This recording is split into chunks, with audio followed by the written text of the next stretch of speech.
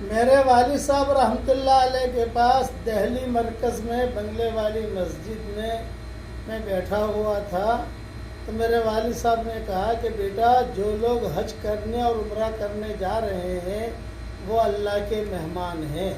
ابن ماجہ میں یہ حدیث ہے۔ میرے والد صاحب نے کہا، میں نے کہا ابا ہم تو مہمان بنے نہیں، اب وہاں تو ہم جا سکتے نہیں۔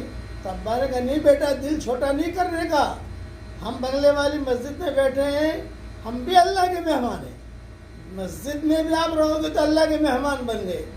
بس فرق اتنا ہے کہ وہ جو مکہ مدینہ آ رہے ہیں وہ ذرا وی آئی پی مہمان ہیں، وہ فرسٹ کلاس والے ہیں، ہم ذرا سیکنڈ کلاس والے ہیں۔ پھر میں نے کہا ابا ہم فرسٹ کلاس والے کیسے بنیں گے؟ تو ابا نے کہا بیٹا فرسٹ کلاس اور سیکنڈ کلاس کا ٹینشن مت لے، اللہ کے یہاں تو اخلاص دیکھا جاتا ہے، اللہ کے یہاں اخلاص